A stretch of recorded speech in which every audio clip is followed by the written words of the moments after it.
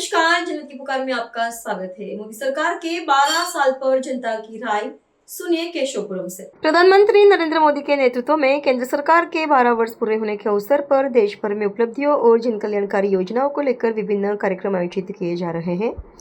इसी कड़ी में दिल्ली के केशवपुरम क्षेत्र में जी एसोसिएट के उद्घाटन समारोह के दौरान हमारे मुख्य संपादक आर के जायसवाल ने वहां मौजूद लोगों से सीधे बातचीत की।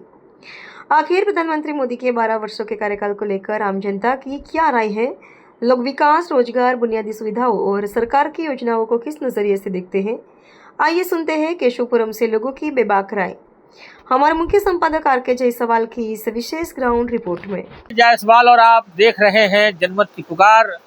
जिस तरीके से मोदी सरकार के 12 साल की उपलब्धियों को लेकर जगह जगह मैं लोगों से बातचीत कर रहा हूँ कि किस तरीके से उपलब्धि रही है मोदी सरकार की, लोग क्या कहते हैं। ऐसे ही मैं मौजूद हूँ केशवपुरम में, एक जी एसोसिएट का उद्घाटन हुआ है। यहाँ पर यही चर्चा करेंगे कि किस तरीके के मोदी सरकार की उपलब्धियों को लोग देखते हैं, क्या कहते हैं, कितना देश में बदलाव हुआ है, क्या कहते हैं। हमारे साथ मौजूद है छबिल दास गर्ग जी। कैसे देखते हैं मोदी सरकार की उपलब्धियों को? मोदी जी की उपलब्धि जन जन तक पहुंची है। 12 साल बेमिसाल मोदी जी ने जो कार्य किए हैं, महिलाओं के लिए कार्य किए हैं, उनको गिनवाना आज के दिन नामुमकिन है। जो मोदी जी के जन जन तक ये मुद्दा चलाया है SIR वगैरह का, वो चल रहा है बहुत बढ़िया। 12 साल बेमिसाल। एक और चर्चा हो रही है लगातार, अरविंद केजरीवाल प्रेस कॉन्फ्रेंस कर रहे हैं, चंदा चोरी का जिक्र कर रहे हैं, चंदा चोरी का जिक्र कर रहे हैं। आप लोग कैसे देखते हैं? वो खुद ही चंदा चोर है, हर प्रकार से चोर है।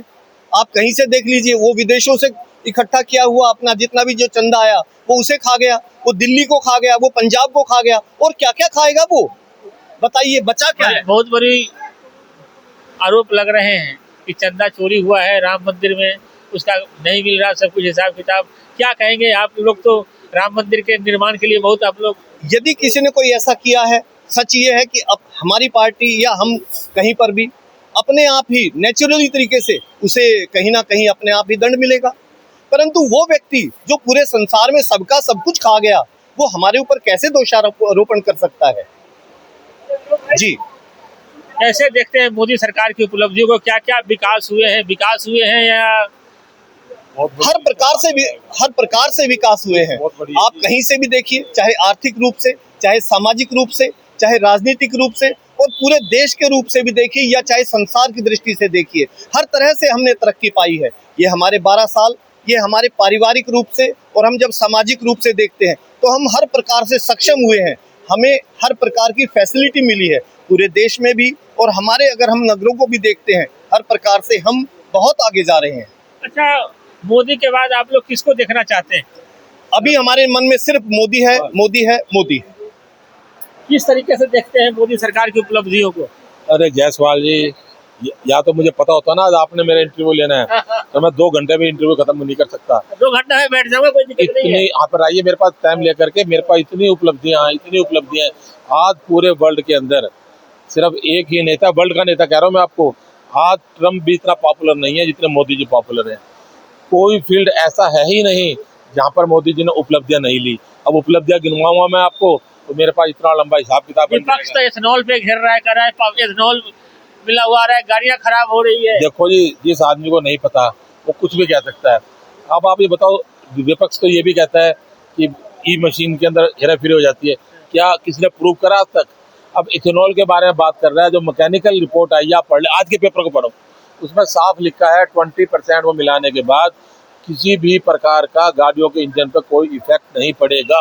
और ये हमारे यहाँ क्यों, पूरे वर्ल्ड के अंदर देखो, आप क्या सोच रहे हैं इथेनॉल हम ही मिला रहे हैं?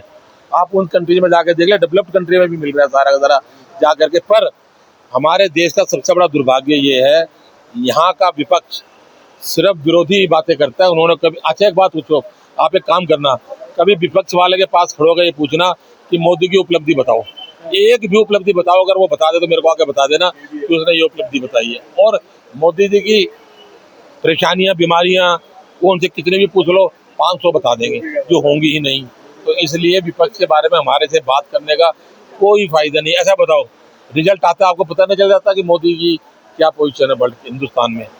जब आपने चुनाव देखे, अभी के चुनाव देख लिए, क्या बना?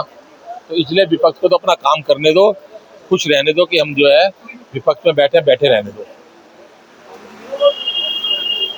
क्या देखते हैं, कैसे देखते हैं? इथेनॉल मिलावट हो रहा है, विपक्ष लगातार घेर रहा है, पेट्रोल। विपक्ष को कोई ना कोई मुद्दा चाहिए, बेफालतू का मुद्दा चाहिए, कोई विषय नहीं, कोई कुछ नहीं है, विपक्ष को तो बेफालतू का मुद्दा चाहिए।